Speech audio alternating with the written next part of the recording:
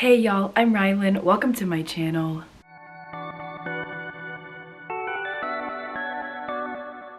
I have a little bit of a throat thing going on, so I sound kind of rough, in my opinion, at least I can tell. But I'm here today with a very fun announcement video for another installment of a readathon that I have been hosting since 2020. Starting back in October of 2020, I hosted my very first round of a spooky readathon called Spooktober. We basically just spent the entire month reading spooky books and it was a blast. We had teams, there were points, and it was so much fun. Come like March, April of the next year, I was really missing October and like just the vibes that month emits as a whole. So I decided to host like a miniature round of Spooktober called nothing super creative, just mini Spooktober. And I'm bringing that back this year yet again. This will be the third time I've hosted mini Spooktober, and then this upcoming October will be the fourth round of the full month-long Spooktober readathon. But I'm here today to share the very few details that mini Spooktober entails. It is not as complex as the full month round, but I'm super excited for this mini round. I love all the thrillers and all the horrors and all the mystery books, and I'm excited to focus for 1 week on picking some of those back up because I know that I haven't been reading my spooky books recently and I miss them and I want to, but also romance, you know how it goes. So I'm very excited for this next round of mini Spooktober, and yeah, it's going to be a blast. So there are not as many details for this readathon as there are for the full month round. I've already said that. This is not as complicated as the full month round is. There will be no teams, there will be no points. Basically, we're just going to spend a week reading, and you can double up on the prompts, you can triple up on the prompts, you can skip prompts if you want to. There's no pressure to read books for every single prompt. There's no pressure to read spooky books for any of these prompts. But you can if you want to, or you can just read whatever thriller, mystery, or horror books that you want to read if you do choose to participate in mini Spooktober with me. I will have the Discord for the Spooktober readathon in the description down below. I will be creating a category, I believe it's called, for the mini Spooktober round, so keep an eye out for that.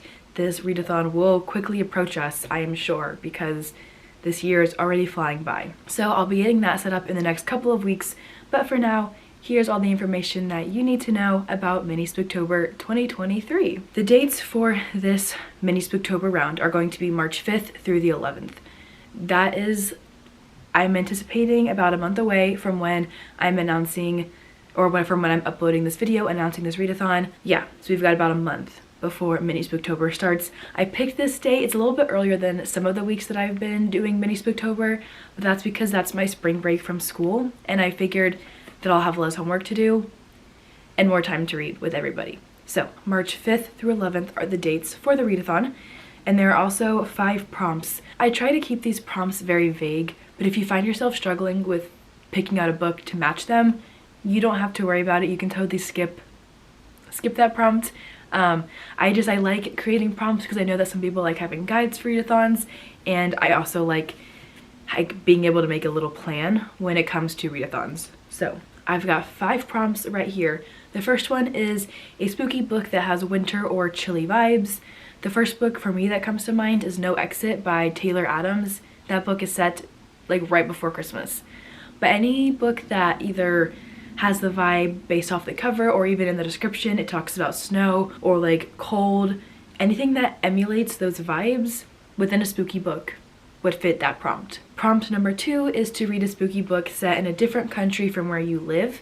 So I live in the US, and I am going to try to find a book that is set in the UK or somewhere else internationally. And then the third prompt is spooky novella. I would say that for this one, any book that is 200 pages or less would work. I have no idea what I might gravitate toward for this prompt, but something short is definitely ideal. And then the fourth prompt is a spooky book with less than 10,000 reviews on Goodreads or Storygraph.